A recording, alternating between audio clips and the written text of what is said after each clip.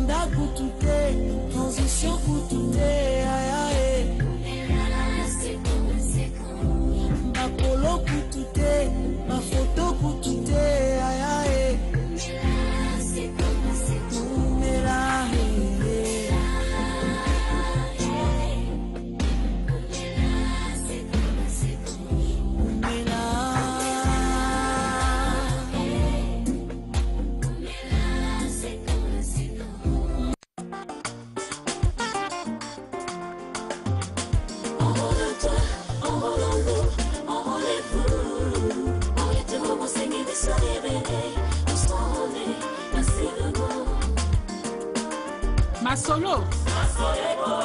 Pour la continuité de nos Masolo, et le Komoko Kaka.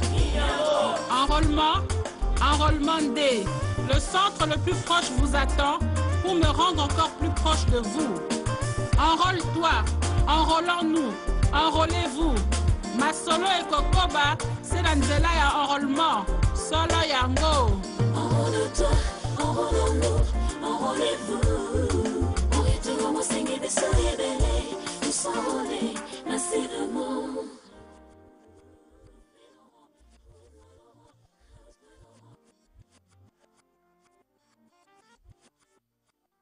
Bernard Kayumba, président du PANECO, membre de la majorité présidentielle, ne croit plus à la force de Jean-Pierre Bemba suite à ses 10 ans passés en prison et estime qu'il ne sera pas candidat par rapport à ses dossiers en République démocratique du Congo. Jean-Pierre Bemba ne pèse plus politiquement, sauf que nous nous rendons compte que c'est la communauté internationale qui voudrait utiliser la personne de Jean-Pierre Bemba pour fragiliser la classe politique de notre pays. C'est cela la raison que nous disons non.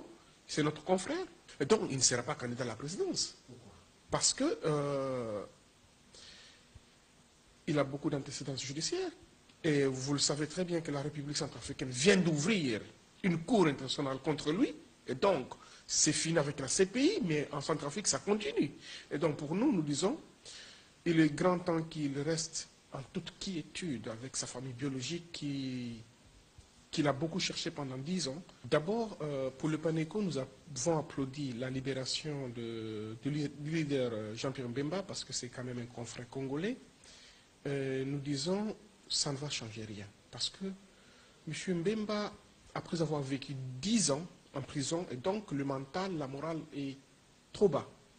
Après avoir été trahi par ses frères avec qui il a créé le parti, qui sont disséminés dans presque plusieurs partis politiques, et aujourd'hui, il est resté seul avec sa famille biologique. Et donc, pour nous, au niveau du PANECO, au niveau de la majorité, sa libération n'a pas d'impact sur la politique dans notre pays. Cet acteur politique reste convaincu qu'à la majorité présidentielle, le seul candidat pour les prochaines élections reste Joseph Kabila Kabange. Le candidat de la majorité présidentielle, c'est Joseph Kabila Kabange. Et donc nous le disons tout haut parce que nous sommes conscients que le pays est menacé. Le pays est appelé à être déstabilisé. Et nous disons, la seule personne, je dis bien actuellement, au sein de notre famille, c'est Joseph Kabila. Lui qui a su pacifier ce pays, lui qui a su unir toute l'armée, les services de sécurité qui lui écoutent. Welcome TV. Alors, Napesi Bandeko, merci Naba Oba Bengaï Lobby pour l'encouragement, pour le message qui sur les mariages lobby. Alors, Zaki message très édifiant. Il fallait continuer à le mais ils en ont des comments surtout sur le lobby na Boutou concernant Ndengeni Nimbo quand on Congo ils allaient agresser. N'explique qui a le bilan en tout cas pasteur. Dès qu'on a vendu en Allemagne, en tout cas pasteur, tu as vraiment ça les peine que faire comprendre j'ai vu vraiment que notre pays est agressé. Alors, Moutoua a agressé, donc, la contre était.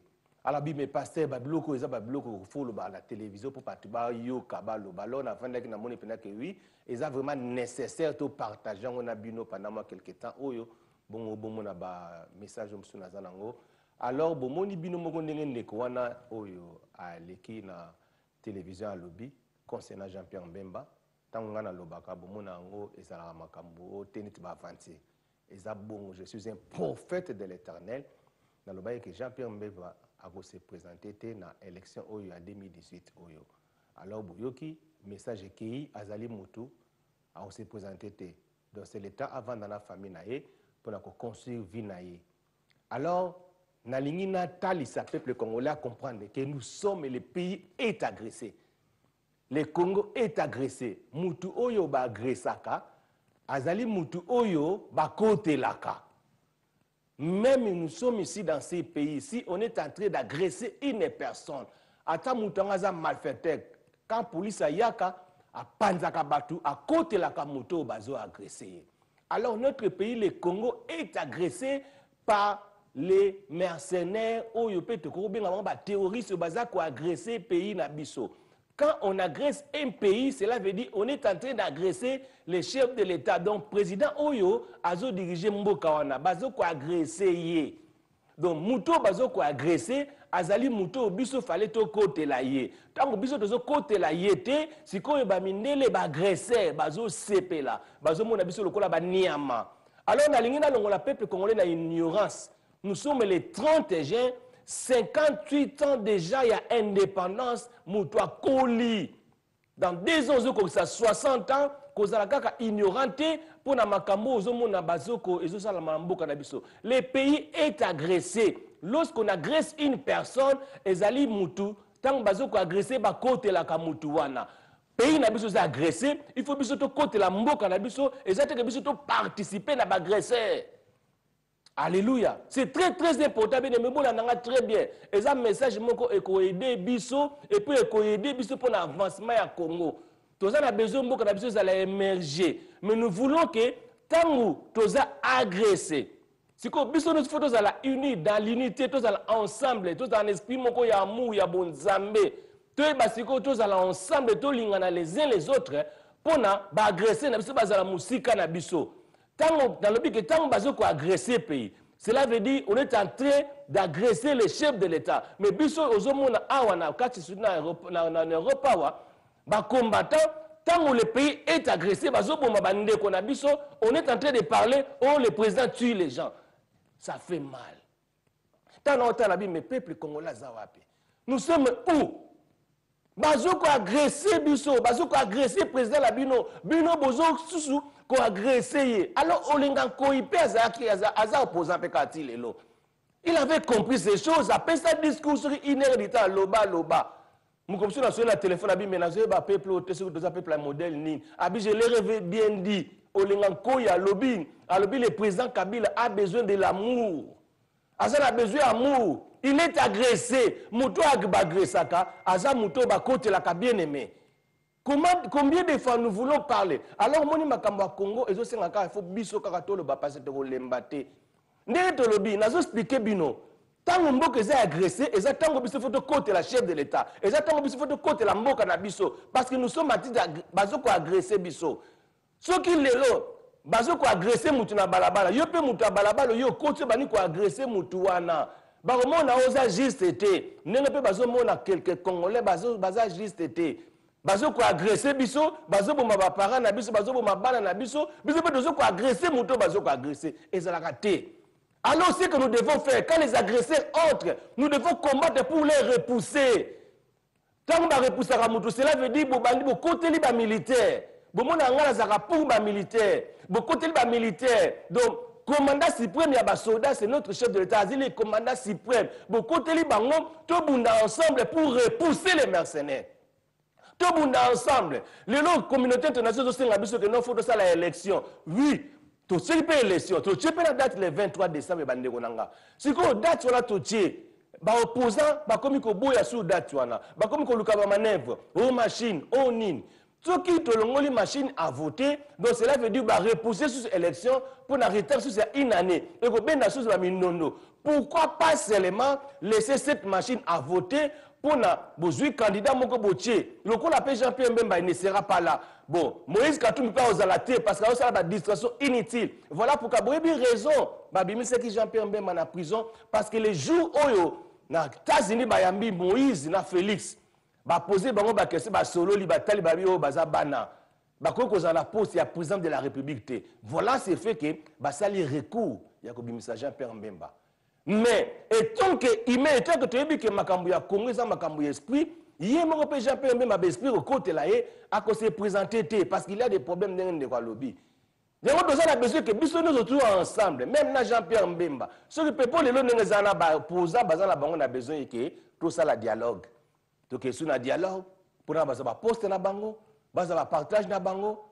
Alors les pays, biso notre lobby que makambu tout ezalaka. Et ça a un avantage à président de la République parce que tant que vous avez le dialogue, vous avez la poste à premier ministre. Alors Jean-Pierre Mbemba pas vous avez poste à premier ministre, vous avez un dialogue, vous avez kende.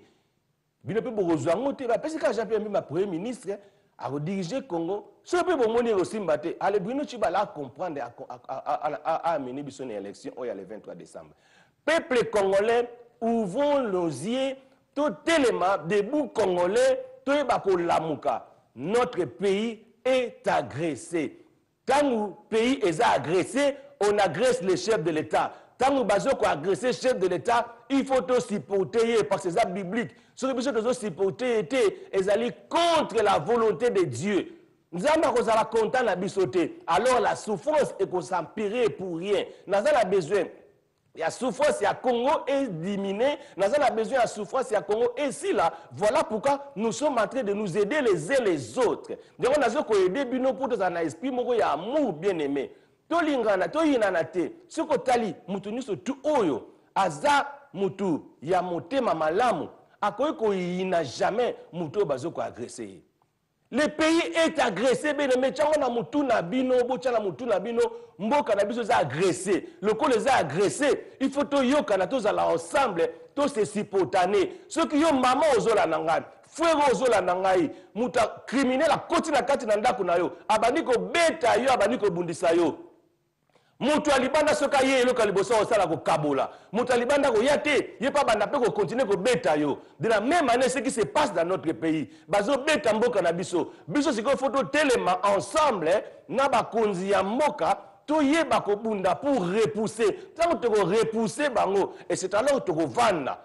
on n'est pas politicien, pas opposant, pas besoin de vendre la banque aussi, pour partager le sous, poste, alors, c'est honteux pour nous, le peuple. Le peuple est en train de souffrir à cause de la manque de la connaissance. L'ignorance, est bien aimé, tue. L'ignorance amène la malédiction sur l'ignorant et sa postérité. Voilà, maintenant, nous avons 58 ans, nous sommes ignorants, toujours que nous avons malédiction parce que nous ne comprenons pas les choses. Moi que ça menacé, moi que ça agressé, moi que ça envahi par des criminels, nous aussi, toujours comme appelé par criminels, toujours qu'on travaille dans l'envahisseur pour détruire notre pays. Alors que les Londres, nous devons faire à ce que Babylone connaît Kende. Élection. Allons-y dans les élections. Tant que l'élection le 23, est-ce la machine à voter ou pas? Allons-y. Bon, moni partout dans le Mokiliné,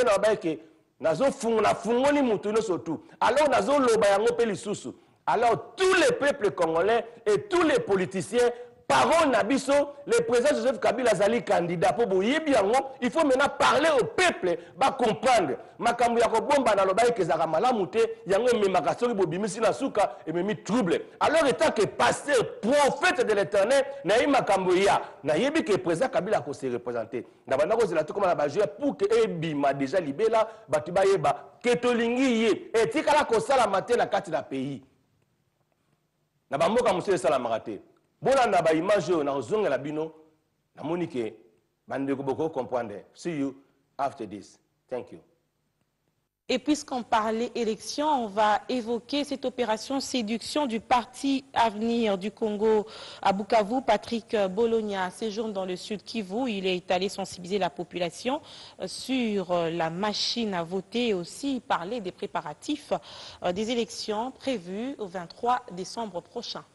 La ville de Bukavu a encore respecté sa tradition. C'est de toujours réserver Naké digne à celui que les habitants considèrent comme l'incarnation de la nouvelle vision du changement, Patrick Bologna. C'est par la voie laquiste que le président national du parti Avenir du Congo a regagné Bukavu où l'attendait une impressionnante foule de sympathisants, une marée humaine qui s'était mobilisée tôt le matin pour accueillir les chefs de leur parti. L'ACO est en ordre de bataille pour gagner les élections à tous les niveaux. Quoi de plus normal que son président national lui-même mesure les enjeux et entame une tournée de sensibilisation de la population sur le processus électoral à travers le pays. Cadres et militants se sont mobilisés au port et aussi de la commune d'Ibanda pour témoigner leur soutien inconditionnel à leur leader naturel. Obligé de faire une longue procession, Bukavu a voulu transmettre un autre message à ceux qui doutent de la popularité de Patrick Bologna. Une véritable démonstration de force, signe de la vitalité de ce parti, et tout cela sous les ovations et chansons à l'honneur de l'autorité morale de la majorité présidentielle, Joseph Kabila Kabange. Les cortèges du président national de ACO étaient stoppés à chaque distance par la population aliaise qui voulait les voir et les toucher. À la place du meeting, la salle n'a pas su contenir du monde. La population est restée suspendue aux lèvres de ces hauts cadres du bureau politique de la AMP. Patrick Bologna pour prendre la hauteur des mesures prises par la majorité présidentielle en rapport avec les élections. Ces premiers mots sont adressés au chef de l'État Joseph Kabila Kabange et Bologna a relayé les messages d'Iraïs invitant la population à se préparer pour les élections. Il faut se mettre en ordre de bataille pour ce troisième cycle électoral. Patrick Bologna y croit. Un autre point abordé, c'est le soutien à la machine à voter. Ceux qui ont peur des élections refusent cette machine. Il a saisi cette occasion pour condamner ceux qui veulent déstabiliser les pays avec l'aide de ceux qui ne veulent pas la paix dans ces pays. C'est un carton plein pour le président national de l'ACO et un triomphe pour ce parti des gagnants.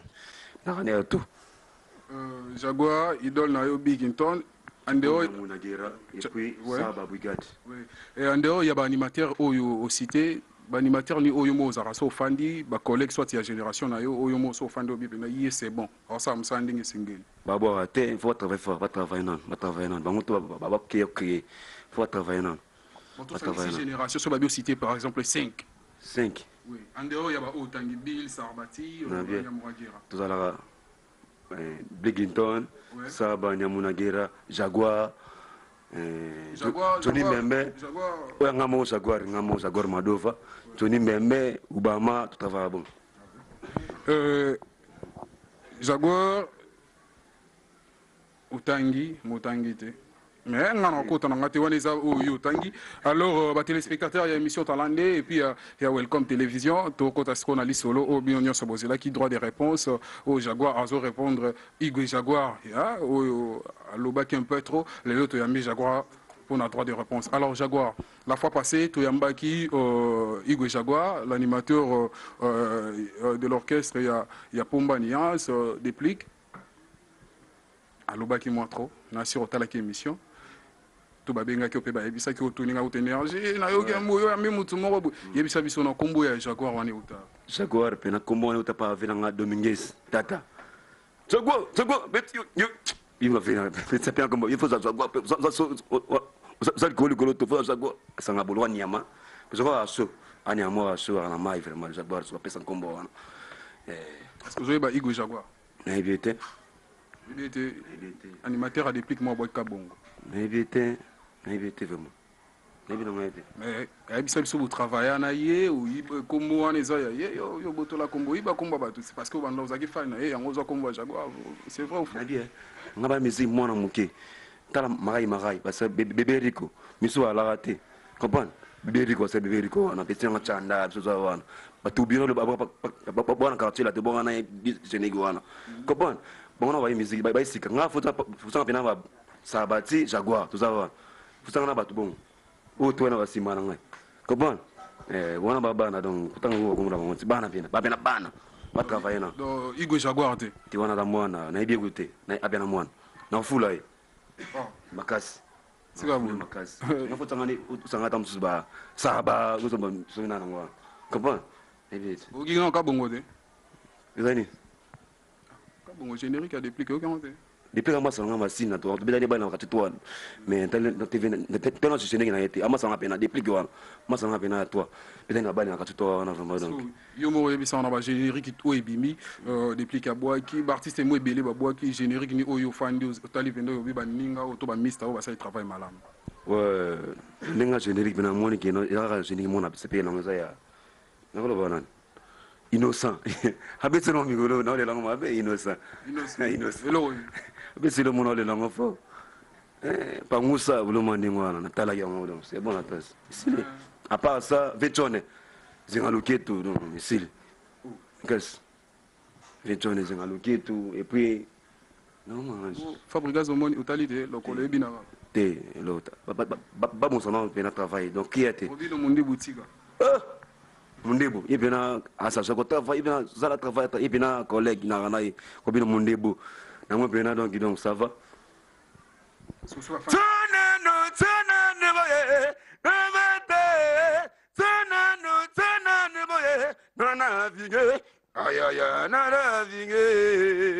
bon. Jaguar, plaisir à toi. Donc, ambiance, toujours ambiance, mais c'est bon émission Talande. Ah, tu as talent, Sozan talent, tu fais un talent pour les gagner émission Talande. Avec votre humble serviteur, énergie fatale, moton à tempe, plus que Téti. Jaguar. Énergie.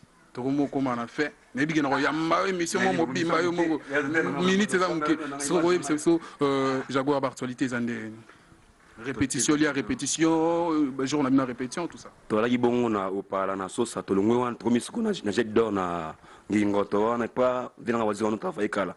Comme on a avant mardi, j'ai tout bossé, on a, même quand on a attendé à Cabo ça fait la guipe venaï na Paris derrière lelo de dans la mission na yo bona d'ailleurs maman donc et lelo na Paris ton kin awa à part ça wana ton voyage moto en Angola le 30 juin trouvé en Angola vraiment donc ban Angola tout ya wana et puis ngana muna lo tout ça vinding ya bugambe tout wana bloka bomba zakala ya kolembo là faut ça monter et puis 5 vitesse tout ya wana vraiment binango puis des fois toujours studio pour ça plat ya artiste tout on a studio barumba ba ya batewa nzembo pinga pena nzembo na kati wana boyo ka nzembo wana degena ke banzela naimba rapé na ke banzela la chance na ke na animation boyo ka nzela na ke wana alors quelques dédicaces na numéro de contact pour na ba o bazan pour ça ya ko contacter artiste Jaguar wa numéro de téléphone ezaki na ya Willy Moussen code ya mboka 89 8 712 753 Yaouli Moussenko Diamboka 89 8702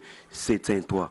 Napesi mbote na ngai na ingame na Paris et puis il va m'avoir na Paris Guy Basket des continents. Ouais, napesi mbote na Mama Raissa Vambiri motema ya papa na biso pasteur Bienvenue Messani et puis donc comme TV donc que vous m'avez relobate puis napesi mbote na il va mabaya Alain Mabaya qui va mabaya bana Paris tout ce qu'on m'a donné obi na ngai ma vallée de Bruxelles qui déjà ngo wana kelo masungi na bako na générique papa na moi da ilo yaki déjà donc na s'appelle makas fui na pesi mbote na Guy Basket des continents numéro 89 8752 703 donc tu relobate vraiment yati Yamole mesala na yoga blaza wane mesala de bana renaissance Bukambet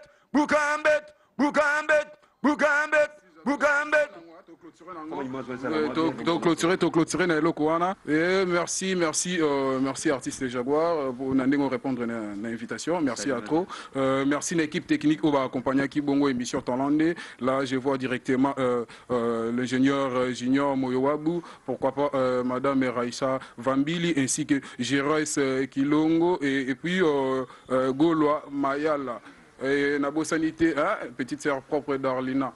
Moi c'est il y a Chorola les deux Chorola Mambo na Pesimbo na Mama Sophie Chidibi na Moïse Kalonji Deli Muyombo Titina Alcampol et ainsi que na famille Mobimba dans famille Kabia bino to bambo tato ba gros bisous oya bino ye énergie fata donc souka quant à moi mon ami na kangama kuluna yo sita banako bafandiwa kangama kuluna yo Sanité, le pasteur bienvenu, mais salé mon boss, mon patron, donc il y a Rosambate, babi yende pena donc ya mingite babi bientôt bébé Raïsset, bébé Raïsset ça nan zela wana ndo ya mama ya Rosambate donc $200 c'est rien pour nous si ça n'a pas mambola et Jaguar c'est ça ngombe ça là vraiment bien pena zongo vraiment talaga tout à l'heure vraiment dans l'aide papa na biso pasteur et bienvenu Messalin le vaccinateur de la jeunesse congolaise écoutez le on a $200 c'est rien hein big $200 quand même une semaine au yana ndenga qui meurt pour moi la aide ça la bien tout si ça m'envoie la aide ça quoi allez Jaguar na tigre ça ranango c'est bien na yoka blessé on Messala bana renaissance Bukambet Simba Mwansino, Owamba Yibagabasi, Mavali, Simba Mwansino, Kimbote Yibagabasi, Natate, Nolamba, Sayasa, Eboloa. Betona Samana Dolare, Bitsegua Babu Tola, Besanga Betona Bugango, Yaya, Yesala, Ayuka. Welcome TV. Welcome TV. Vous informer, c'est notre devoir. Boni, outi wapi? Na outi ko vote, e bongo yo, okete? Ba G. Sika, façon na umela, na ba élection oyo eleka. Nga kutu na kata kopi na nga ya show. Na zalanga na 4 mètres, décrit na dira.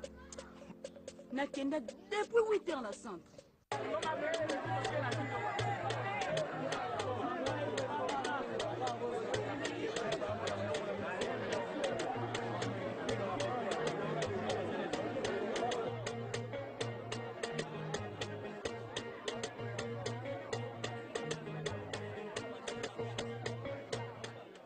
Soki bongo kutunga na vandi nanga. Te mama, sikoyo tozo sale la machine et komi nango facile. Nini? Tac tac, vote facile. Bondi melangai. Ah bon? Totala nanwe. Mamani, telelanga mapa nake vote. Ezali likambo ya rapidité. Ezali likambo ya fiabilité. Ezali likambo ya facilité. Ezali likambo ya contrôle. Eza kaka machine ya imprimer. Avec la CENI, allons aux élections en toute tranquillité. Maman Nyazab, maman Nyotwab, na woti ko voter? Oh, vous méritez? Tac tac, vote facile. Tac tac, vote facile.